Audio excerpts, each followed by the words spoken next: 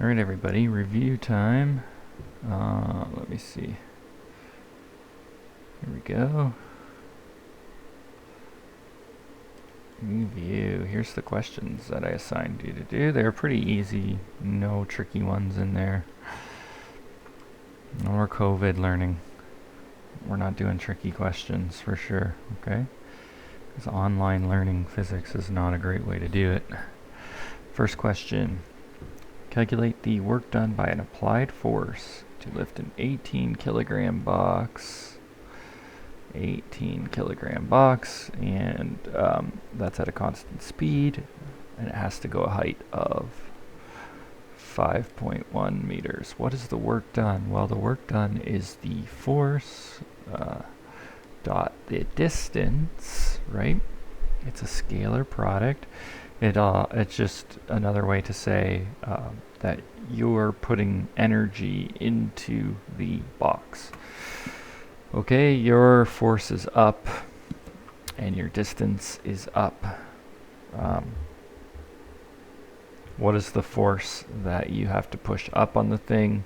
The force you have to push up on the thing is its mass times its gravity, and that is times the distance there. Yeah. Okay, so yeah, so that's the force there. It's the force you got to pull up on this thing is obviously going to be mg, because there's a force mg holding it down. It said constant velocity, so there you go. Easy peasy. The mass is 18, gravity is 9.8, and 5.1 meters is the distance, so it's 900 joules. Hello? There it is. 900 joules of energy to get that thing going. Okay. And you could consider that the potential energy on the thing as well, right? Look at this. This is equal to EP, right? That's the energy you would have to put in to get it to that height. So you've obviously stored some sort of energy in it. A quick way to find out how fast this thing would be if it hit the ground is to let that energy equal 1/2 mv squared and solve for v. That's the whole point of energy. The energy questions are really easy, deceptively easy. Especially when we're doing it online. If we were doing it in the class, I would be throwing a lot more interesting, difficult questions at you. And we might even put some calculus in there to, I remember last time that we said that the derivative of the potential energy with respect to the x variable, or whatever our distance variable is equal to the force. And there's a lot of cool stuff we could have done with that, but not this semester. Question number 70 says, a 2 kilogram stone is dropped from 10 meters above the ground. Determine the stone's speed when it hits the ground. Well, that's just what I was talking about here, where if we have some initial energy and that equals some final energy, ignoring air resistance, that's what the question says, by the way, so we're not missing any energy in our problem. So then that means that the initial energy of the rock will equal the final kinetic energy of the rock, because there's no initial kinetic energy, right? And there's no final potential energy. Those are gone. So you just say mgh. I don't put a delta in there. It's just the height change. And then that equals 1/2 mv squared, and don't care about the mass. I wonder if they gave us the mass in this question. Yeah, they did try to throw you off a little bit, but the answer is going to be 9.8 times 10 meters equals 1/2 v squared, and solve for v, which will be 2 times 9.8 times 10 square rooted 14. Nice. It's a nice even number. I can never find my cursor here. V equals 14 meters per second. There you go. Another easy question for sure. Let's look at question 72. Again, we'll have this test on Wednesday. It'll be like the Unit 3 one, where it's just 2 pages front and back, and you have 24 hours to do it. If you're interested, you can do it. It can't lower your grade, so it's worth it to do it, I think, if you want to boost your grade a little bit. And it's worth it just to learn this stuff so you don't go in completely blind in university when you take a physics course. So keep that in mind. Try it if you can. We're going to do 6 units total, so they're just little mini units again, but they cover all the stuff you need to know. It is what it is. 72. It's possible for a rubber ball to be dropped from shoulder height and then bounce to a height above your head. The answer is no, obviously, because you have some sort of initial potential energy, and then you have some final potential energy plus EK, right? And that's your final energy there. If the ball is stopped, then at the top of the bounce, right, then this has to be 0. So the initial potential energy has to equal the final potential energy. And these are mgh equals mgh. There's no room for this number, well, mgh initial and mgh final. I mean, your mass is the same, your mass is the same, gravity's the same, gravity's the same. So HI has to equal HF. There's no other way around it. If there's some energy loss here, which there always is, right, then HI will always have to be greater than HF. And that's why the ball never bounces forever. And that's why there's no such thing as a perpetual motion machine either, right? You're always going to have some sort of energy loss in here. It's just the nature of how the universe works. It likes to get more chaotic. It's losing or gaining entropy, gaining chaos, losing. Everything loses energy along the way.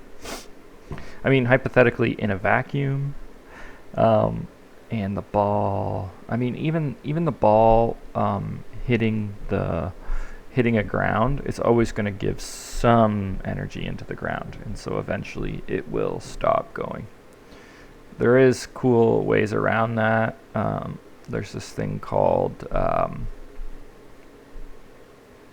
what is it called again?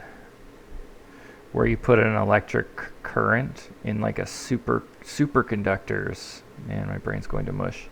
Superconductors, like they'll put a little bit of electric charge in some sort of circuit here, and the electric charge will be running around a wire that's a superconductor, and they put it in like liquid helium or something, and then they'll check the charge like 4 years later, and it'll still be going around.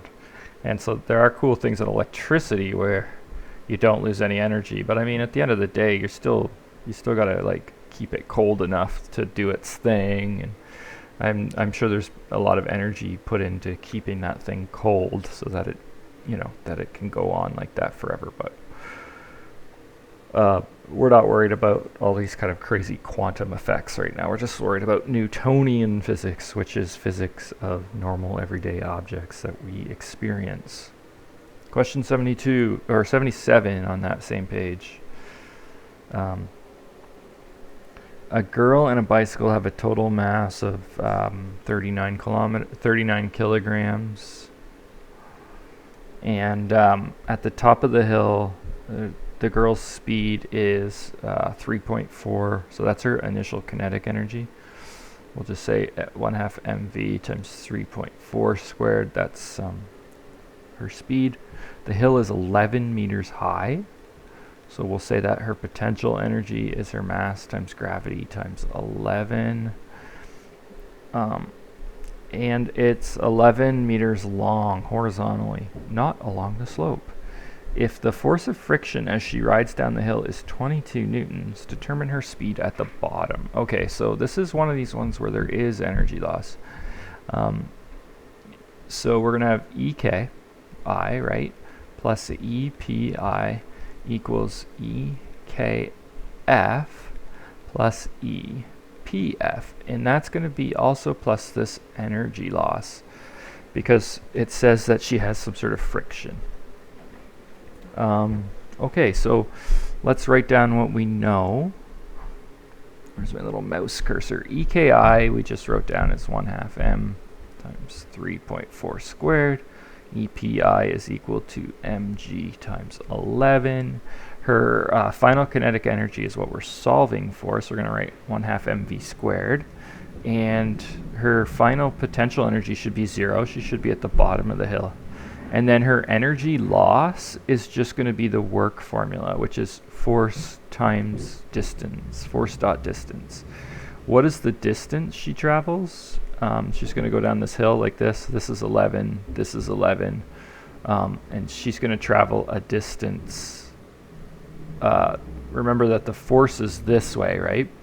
And the distance she travels is this way. And that distance is going to be 11 squared plus 11 squared square rooted, Pythagoras' theorem. And that answer is 15.6 meters. Let's write that, 15.6 meters. So the work against her, trying to slow her down, is going to be 20 newtons times 15.6. So this will be plus 20.15.6. And I know they're in opposite directions, right? The force and the distance. So shouldn't this be minus? Yes, it should be minus. But if I'm going to put a minus sign here, I would have to put it on this side. And then it would become plus here. Okay, that's kind of like a hand wavy argument. But energy loss should be positive for us because we're looking at it on the final side instead of the initial side. Okay, so let's solve for v squared. It's not going to be too hard to do. We'll solve for v.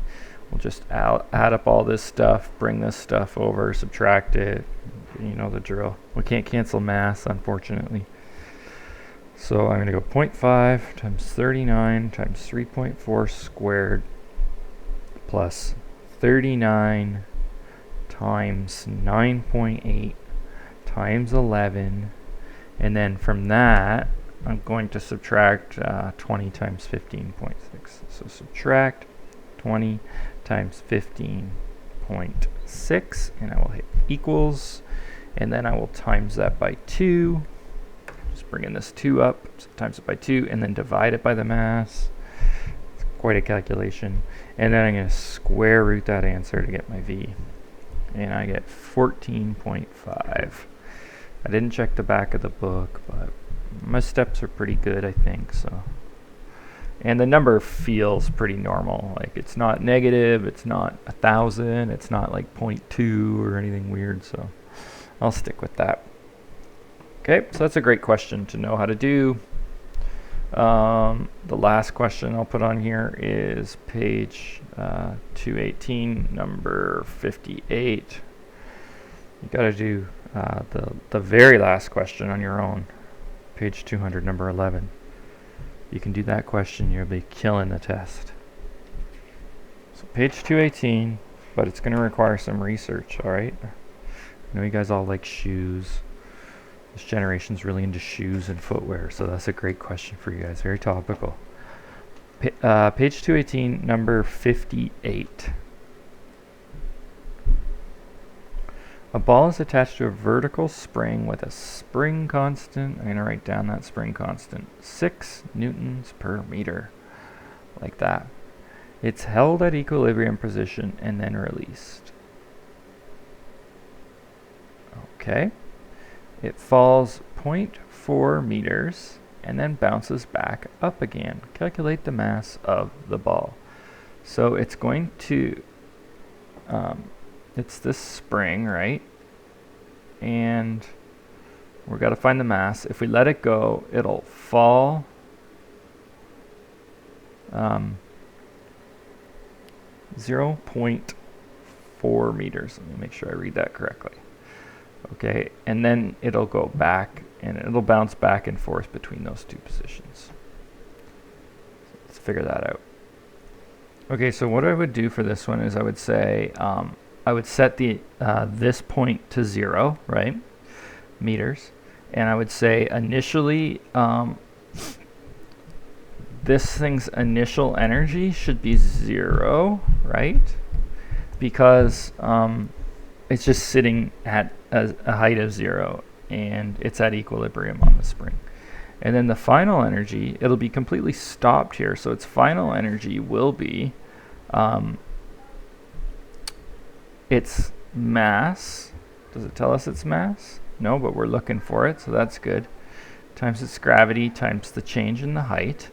And that will be plus 1/2 times k times the change in height squared, because that's the potential energy of the spring, right? One of these is going to have to be minus. It's going to have to be this one.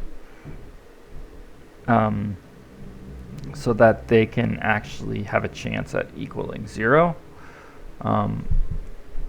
So what we'll do is we'll let EI equal EF. Just find my cursor here. Therefore, 0 equals mg delta h plus 1/2 delta k times delta h squared. Delta h is going to be equal to 0.4 meters, and we know k, so we can solve all of our stuff there. So this is going to give me minus mg delta h equals 1/2 k delta h squared. And as long as we choose our coordinate system so that delta h is negative, then we should be able to solve this no problem. I don't even think it matters. Yeah, we don't want a negative mass, right? So another kind of, what if we choose this axis to be positive and we get a negative mass? Is that going to be an issue? There's no good argument to not do that.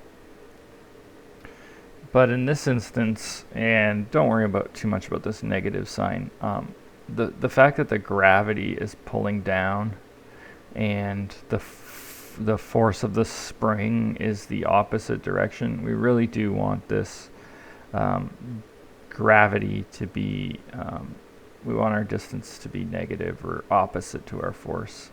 And so we'll just keep a negative sign in there. Worry about it after.